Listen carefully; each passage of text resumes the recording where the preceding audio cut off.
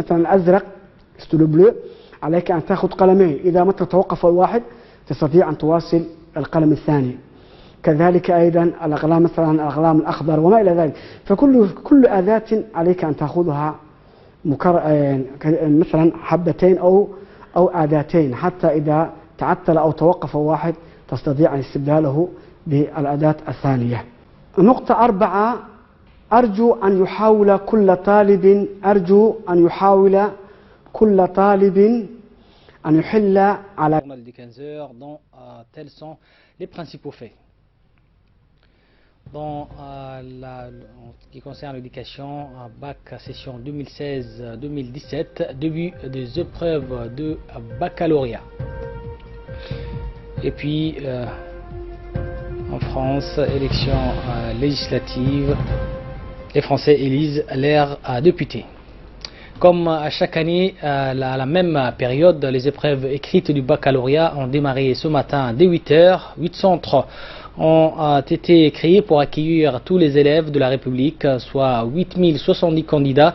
Ces derniers ont commencé à plancher sur les épreuves de philosophie. Tous les matins, c'est sous bonne escorte que la gendarmerie nationale que les sujets de composition ont été convoyés de la direction des examens aux 8 centres où se déroulent les épreuves. Les 8070 candidats se présentent dans les différentes filières du bac à session 2016-2017. Cet après-midi, ce sont les épreuves de littérature pour la série L et des français pour les autres séries. Les épreuves écrites du baccalauréat se poursuivront jusqu'à jeudi 15 juin 2017. À noter que les épreuves du bac revêtent une importance particulière pour les élèves, mais aussi pour l'institution dans la mesure où elles sanctionnent la fin du cycle du secondaire. Toutes les dispositions ont été prises pour le bon déroulement de ces épreuves du bac 2016-2017. Un secrétariat général a été mis en place pour la ventilation des sujets et les surveillants sont présents dans les salles d'examen pour à la fois accueillir les candidats et en même temps les aider à travailler sereinement. Les 8 centres où se déroulent les épreuves sont les lycées de Djibouti et les sites annexes de l'université de Djibouti pour la série ES, l'université pour la série L, les sites 3 de l'université et les lycées de Gabod pour la série S et les séries sciences, gestion et spécialité pour les lycées de Balbala, Hodan 4 et l'école de médecine, les corrections et les saisies s'efférant au lycée de Djibouti à Balbala et à Gabod ainsi qu'à Hodan 4. Et puis dans notre dossier de la rédaction dédié au 40e anniversaire de la République de Djibouti, nous allons vous présenter l'hôpital Dr Shakib Saad Omar qui fait partie des structures de santé qui existaient avant notre indépendance. L'hôpital Paul Faure, qui portait le nom du colonel français qui avait réorganisé l'ensemble du service médical, a été mis sur pied en 1952 à Djibouti, avec des structures spécifiques anti-tuberculeuses, mais l'hospitalisation se faisait à l'hôpital Pelletier, qui disposait à cet effet d'un pavillon de quelques 70 lits. En 1964, les activités de lutte anti-tuberculeuse ont été étendues aux centres médico-hospitaliers de 4 districts de l'intérieur, qui ont été dotés chacun d'un pavillon d'hospitalisation. Ce n'est qu'en 1985 que le laboratoire du centre Paul Faure devient le centre de référence. L'hôpital pneumophysiologique est prendre en charge le diagnostic de la tuberculose et l'ensemble des maladies respiratoires. L'hôpital dispose d'un personnel de laboratoire qualifié, formé sur des nouvelles technologies du diagnostic de la tuberculose. L'hôpital est doté d'un service de pointe. Il assure des prestations de soins ambulatoires ou en hospitalisation de court et moyen séjour. Il participe de concert avec les autres structures sanitaires compétentes aux actions d'enseignement, de formation et de recherche, et même qu'il concourt aux stratégies nationales de contrôle des maladies transmissibles et non transmissibles. Il jouit de l'autonomie de gestion financière. L'organisation et le fonctionnement de l'hôpital sont définis dans le cadre de la loi hospitalière. Cet établissement est tenu d'accueillir et de traiter les patients qui leur sont référés ou leur trouver un lieu de soins adapté à leurs besoins. C'est le 12 octobre 2013 que le centre antituberculeux Paul Faure rebaptisé l'hôpital pneumophysiologique Chekib Saad Omar. Cette cérémonie s'est inscrite dans la volonté gouvernementale de rapprocher un peu plus les jeunes Djiboutiens de l'histoire récente de notre pays. Une cérémonie solennelle au cours de laquelle cet important établissement hospitalier a été rebaptisé l'hôpital pneumophysiologique Chekib Saad Omar en hommage au premier médecin-chef djiboutien de cette structure décédé le 18 novembre 2011. On estime qu'en 2015, dans le monde, 480 000 personnes ont contracté une tuberculose de type MR et 100 000 autres personnes une tuberculose résistante à la rifampicine. Dans le reste de l'actualité, un tournoi intercommunal des jeux d'échecs a été lancé hier au Stade Gouled. Ce tournoi qui va s'étaler sur les 15 jours restants du mois de béni de Ramadan. Il opposera 8 équipes sélectionnées. C'est différent sur des rencontres prévues en aller et retour placées sous l'égide du secrétariat d'État à la jeunesse et au sport. Le tournoi est organisé par la Fédération nationale des jeux d'échecs. Le président de la fédération de cette discipline et les membres de sa fédération ainsi que les représentants des équipes concernées ont assisté au lancement du tournoi. La Fédération des jeux d'échecs compte populariser ces jeux qui nécessitent beaucoup de réflexion pour faire travailler donc le cerveau. Entre une équipe des Balbala et une équipe des Boulaous qui va commencer aujourd'hui, et j'en profite de cette occasion pour remercier tout d'abord les différents partenaires. Premièrement, comme ça se doit, le ministère, le secrétariat d'État à la jeunesse et au sport, la mairie et les différentes communes, ainsi qu'un sponsor privé et l'imprimerie Ndjedj. Bon, on déclare l'ouverture du tournoi et on souhaite de bons jeux et que les meilleurs gagnent. À Ouéa a été donné le coup d'envoi du tournoi des Ramadans de football dans le cadre des activités sportives et également de la célébration du 40e anniversaire de l'indépendance de notre pays et du mois béni du Ramadan. Les comités des jeunes de l'UMP de Ouéa avec la collaboration de la préfecture d'Arta ont organisé donc ce tournoi de football à 7. Le coup d'envoi de cette compétition sportive a été donné mercredi soir au sein du camp Waïs Adjab par le préfet d'Arta, Abdullahi Daraouki, en présence du président du conseil régional Elmi Bouh et du député Omar Malo et ainsi également du commandant de ces camps, le lieutenant Crécé. Ces tournois réunit 10 clubs répartis en 2 groupes. Les 2 premières équipes mieux classées de chaque groupe se qualifieront pour la demi-finale. On reste toujours dans cette région et à Arta cette fois, un tournoi de pétanque a été également organisé. Il met en lice 9 équipes de la ville de Arta et un club de la localité de Ouéa. Les rencontres se dérouleront juste après donc, la prière de Tarawih. Ces tournois de pétanque visent à vulgariser ces jeux dans la région de Arta, mais aussi à mieux préparer les équipes qui vont représenter la région pour la 6e édition du challenge interrégion prévu prochainement à Arta.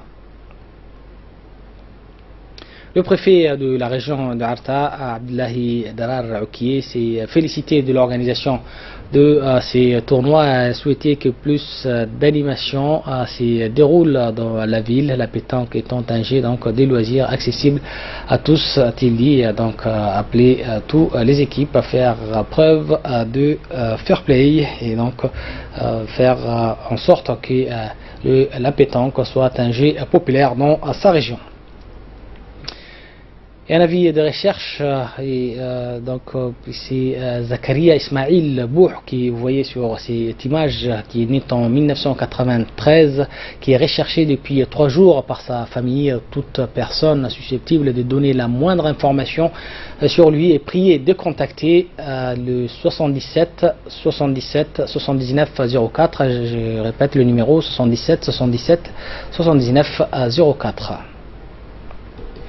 Et de là, nous passons à l'actualité internationale. Et en France, où se déroule aujourd'hui le premier tour des élections législatives, le nouveau président Emmanuel Macron est donc à la recherche d'une majorité au Parlement.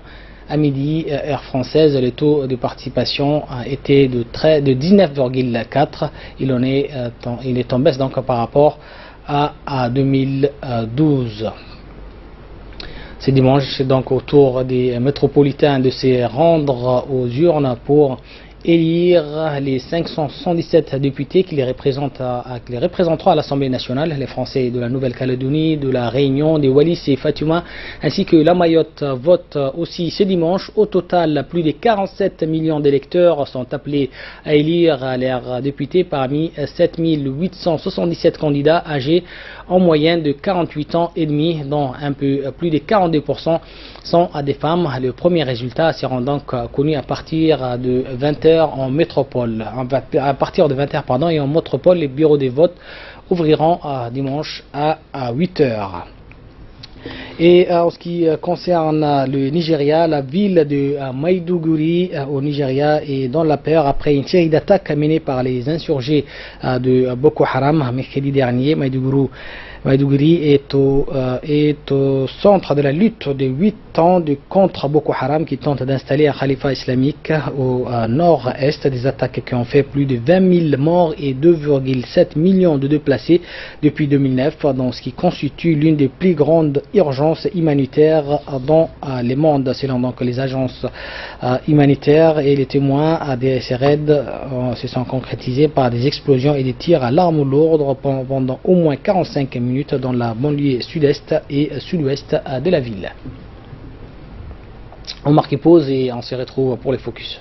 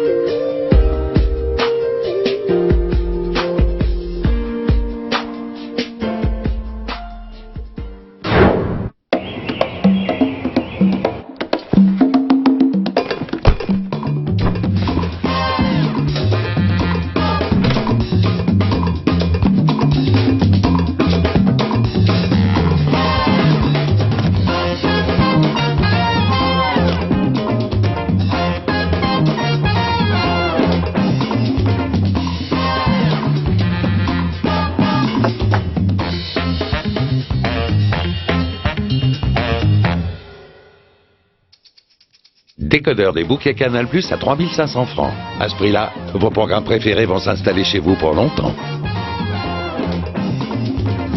Abonnez-vous vite au bouquet Canal+.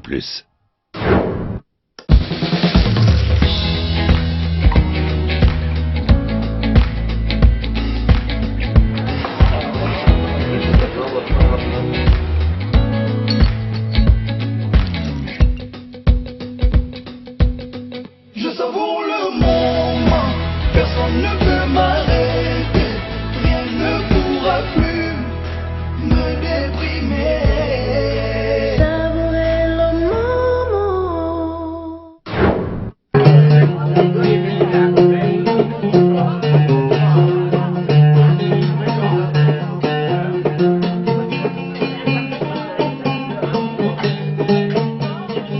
Sheraton Hotel de Djibouti vous invite à venir partager des soirées ramadanesques sous sa somptueuse tente Al-Khaïma. Savourez un grand buffet iftar, plus dîner composé de plats orientaux dans une ambiance musicale traditionnelle. Réservez au 21 32 86 20 ou le 21 32 80 00.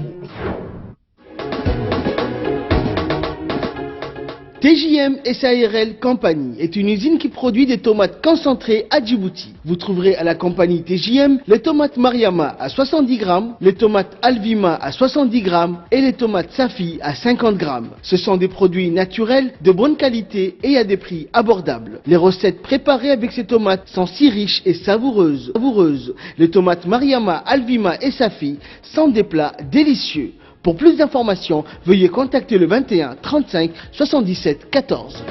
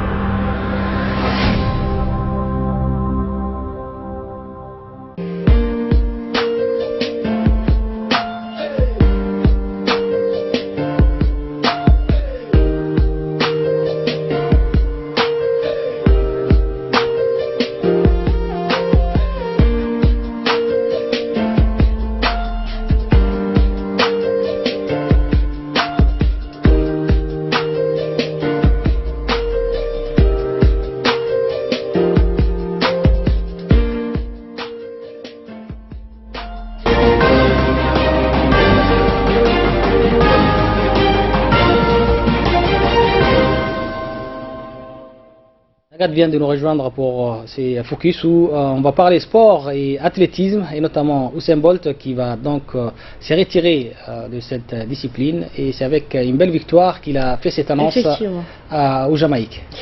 Donc c'est le célèbre star également de l'athlétisme Usain Bolt qui mettra fin à un terme à sa carrière à l'issue de la saison 2017, qui a remporté la dernière course qu'il disputait devant le public jamaïcain samedi à Kingston.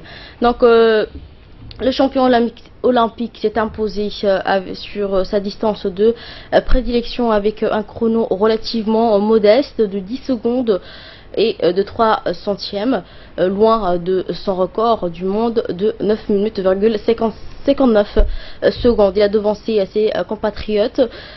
Quelques 30 000 spectateurs habillés aux couleurs du drapeau jamaïcain ont assisté à la soirée baptisée l'adieu à une légende, dans une ambiance melon, joie et émotion. Bolt, 30 ans d'ailleurs, avait été accueilli sur la piste du stade national de Kingston peu avant sa course par le Premier ministre jamaïcain et par également le président de la Fédération internationale de l'athlétisme. Après son 100 mètres, l'idole de tout un pays fait un tour d'honneur avant d'embrasser la ligne d'arrivée. L'homme le plus rapide de l'histoire prendra sa retraite sportive après les mondiaux 2017 de Londres en août, où il espère réaliser d'ailleurs, comme lors des Jeux Olympiques de Rio l'été dernier, sur le triplé 100 mètres, 200 mètres et le relais 4 fois 100 mètres. Donc il participera en fait d'ici là à 2 réunions en Europe, en République de Tchèque, et le 28 juin Monaco, le 22 juillet prochain. Voilà, c'est l'essentiel de l'actualité. Merci de l'avoir suivi.